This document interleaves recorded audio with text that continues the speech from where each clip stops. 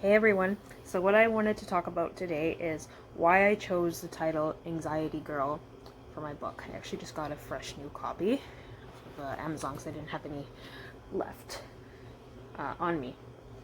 So I chose the title Anxiety Girl because I felt like it was really simple but summed up and represented perfectly how I was feeling and what I was going through when I first started experiencing anxiety. It's funny, if you actually search Anxiety Girl, there's this like kind of meme. It looks like a little stick girl superhero, and it says Anxiety Girl, something like, will jump to uh, the worst possible like scenarios, or go to the worst case scenarios. And I feel like that perfectly sums up like Anxiety Girl as well. We tend to you know draw conclusions and go to like the worst possible case scenario of things all the time, and that is essentially uh, anxiety. It's also with my cover as well. Some people thought this was me actually, but it wasn't. The self-publishing company I went with, they designed the cover. They did a really nice job. They found a person actually ended up looking like me, and that really represented well. It looks like a girl that's like sad and like anxious. In this part right here, it says, "Why am I feeling this way?" There's a little speech bubble. Actually, my mom helped me come up with that, and I think this is really good because I used to always say this to myself: why am I feeling this way? Why am I feeling so sad and down? But I always used to be so happy. I think that gives like a good little sneak peek on the cover of like what the book is about. And going back to the title again, I feel like it's really simple but really captures the book well. You know, I'm a girl and I experience anxiety, hence Anxiety Girl. Um, and I've actually had many people also tell me, oh my gosh, like I'm totally Anxiety Girl. So it's really nice that like people have been able to connect well with the title as well as with the book. But I also would like to mention, just because the title of my book is Anxiety Girl, it doesn't mean that males can't read it. Obviously, males and boys also experience anxiety. Maybe it's not something that's talked about enough, or maybe not as many boys or males experience anxiety, but they definitely do, and I think that is something that's not talked about enough. But definitely, this isn't just catered or demographic to females. This is also a great book for men, and even for younger adults, teenagers as well. So what I also wanted to focus on was this chapter called Focus. I think it's very important when it comes to anxiety, and even in general, self-care is really important when we're very anxious, and when your anxiety tends to go into this vicious circle that goes after like a month. Our self-care tends to go down, and it's really important that we take care of ourselves. If it means taking a hot bath, putting on a face mask, doing anything that is just going to lift up your mood, whether it's going for a walk. For me, something that I've taken up now is doing DIY crafts. It really helps me relax, stay focused, and I really enjoy doing them as well. Reading books, also great. I recently just got this book called The Art of Racing in the Rain. I'm going to start reading it. I watched the movie. My girlfriend introduced it to me like a year ago. It's really good. So reading is also really great, and I also like to promote that for children. I've written a children's book as well, and I've worked with children that just, when we said, okay, it's story time, we're going to read a book, they would get so excited, and I love seeing that. And reading books to children and with children is really important. So chapter I want to focus on here is called Focus. Now, I know I talked about self-care, but this specifically focuses, it's called, this is a little part here called Ourselves versus Others. This is something that I've come across and I've dealt with myself.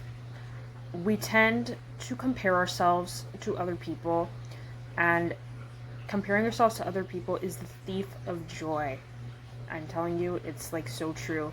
I remember when I would be really anxious and I would be scrolling on social media, I would automatically be comparing myself to another person, and that would automatically, I can't even talk, would automatically make me feel shitty.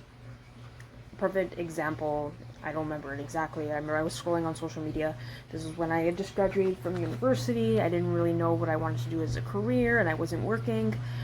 And I saw someone posted something about, oh, they started this new job, and then that automatically made me feel shitty because I was comparing myself to that person. I was like, wow, she has her whole life together and I don't. And that just made me feel like really, really crap. But now I've learned, after many years, I'm like, comparison is the thief of joy. You can't compare yourselves to other people, especially on social media. People are going to post their best selves. How many times do people post things that are very negative and are not positive or uplifting? It's usually not so common. People are going to post their best selves. So of course you see someone that, like my example that I just gave you, posted something about they got a new job, and then you're comparing yourself and your situation. But keep in mind, you don't know what's going on in their life. Of course that person is going to post their best selves. You don't know what else is going on in their life. And also, it was not fair to me to compare myself to that person. I try to remind myself, I don't have to achieve certain things by a certain age. Perfect example, I was like delayed with getting my license because I had a big phobia. I still ended up getting my G2 license, even though it took me 3 times and I almost gave up. But, I got it a little bit later, so what? It's not a big deal. You don't have to achieve certain things by a certain age. It's really great to have goals, and of course you'd like to achieve things by a certain time, but you shouldn't beat yourself up so much if you don't. But point of the matter being, we shouldn't compare ourselves to other people, and I think it's really important to, if you deal with anxiety or mental health issue, to not spend so much time on social media.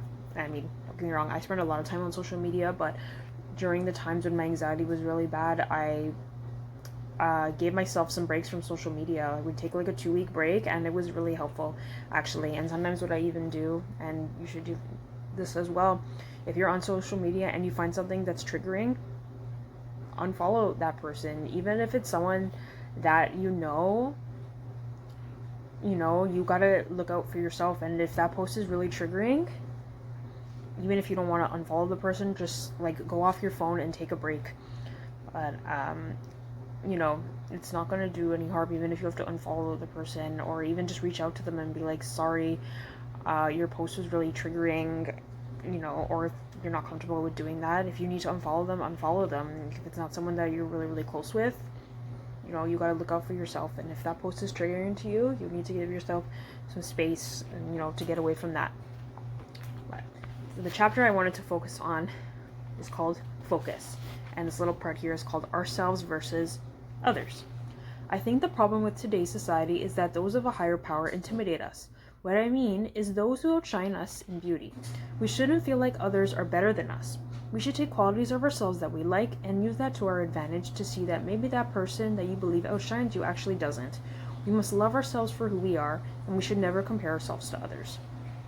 Now, it's going to be inevitable. Everybody does. There's certain things that we don't like about ourselves.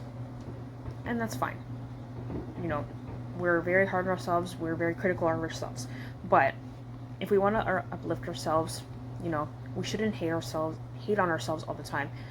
Take something that you like about yourself and focus on that instead of the one, or if it's a bunch of things that you don't like about yourself. It will make yourself feel better.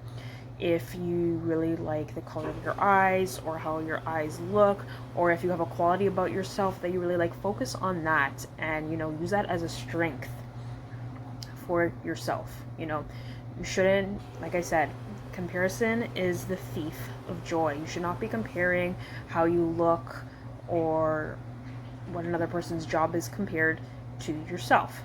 And most of the time as well, if you're not happy in this situation, or you are, then that means that you got to work on yourself and you got to grow. If you want to be like that other person who got a really good job, people don't just not a lot of times they're not just granted things. A lot of times people have to work hard for the things they get. So if you want to be like that other person, you've got to work hard as well, and that's going to take time. It's, Rome wasn't built in a day.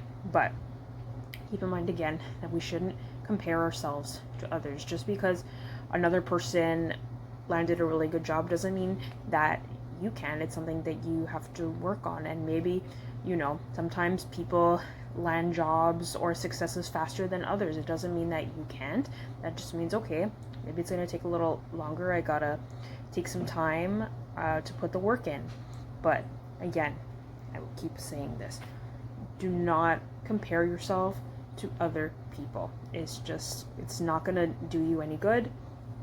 And like I said, with the social media thing, if you catch yourself doing that, make note of that and be like, wow, I'm comparing myself to that other person. Okay, I should stop. You literally have to have like a little pep talk with yourself. I think that's all I wanted to talk about for today. But thank you so much, guys, for listening, and be sure to subscribe to my channel, and you can leave any comments if you'd like. And if you'd like to read the whole chapter and the whole book, be sure to check out Anxiety Girl.